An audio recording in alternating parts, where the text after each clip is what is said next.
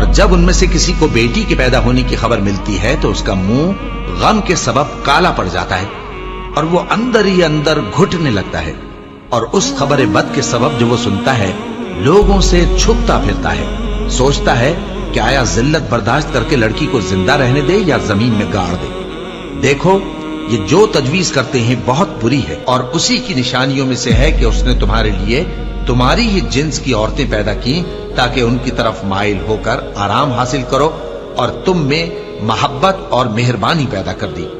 جو لوگ غور کرتے ہیں ان کے لیے ان باتوں میں بہت سی نشانیاں ہیں، اور عورتوں کا حق مردوں پر ویسا ہی ہے جیسے دستور کے مطابق مردوں کا حق عورتوں پر ہے، البتہ مردوں کو عورتوں پر ایک درجہ فضیلت ہے، اور اللہ غالب ہے، صاحب حکمت ہے۔ اے پیغمبر صلی اللہ علیہ وآلہ وسلم، اپنی بیویوں اور بیٹیوں اور مسلمانوں کی عورتوں سے کہہ دو کہ باہر نکلا کریں تو اپنے چہروں پر چادر لٹکا کر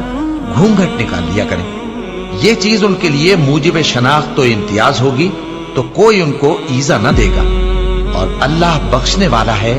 مہربان ہے۔ اور کسی مومن مرد اور مومن عورت کو حق نہیں ہے کہ جب اللہ اور اس کا رسول کوئی بات طے کر دیں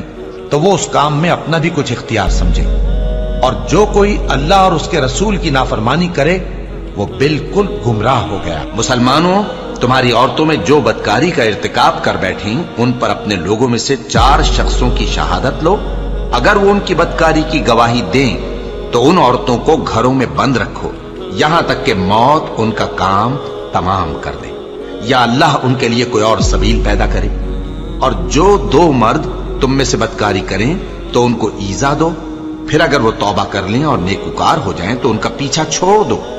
بے شک اللہ توبہ قبول کرنے والا ہے، مہربان ہے۔ اور جس چیز میں اللہ نے تم میں سے بعض کو بعض پر فضیلت دی ہے اس کی تمنا مت کرو،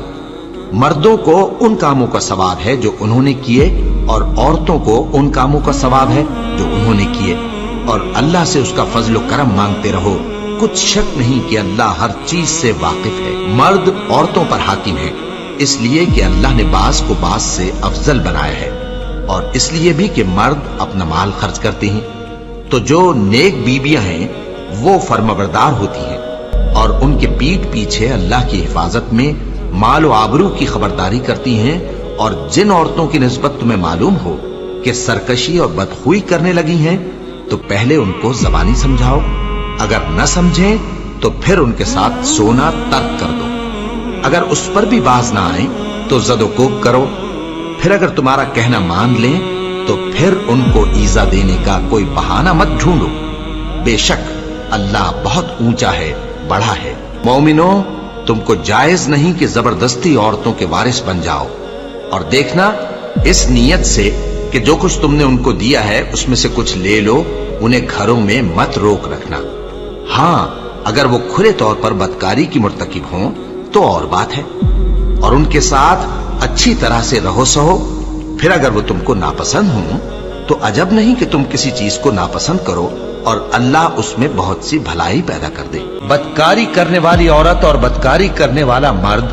جب ان کی بدکاری ثابت ہو جائے تو دونوں میں سے ہر ایک کو 100 درے مارو، اور اگر تم اللہ اور روز آخر پر ایمان رکھتے ہو تو اللہ کے قانون کو نافذ کرنے میں تمہیں ان پر ہرگز ترس نہ آئے،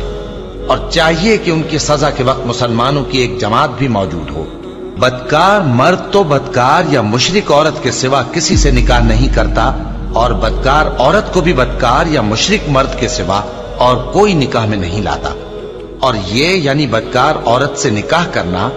مومنوں پر حرام ہے۔ اور جو لوگ پرہیزگار عورتوں کو بدکاری کا عیب لگائیں اور اس پر 4 گواہ نہ لائیں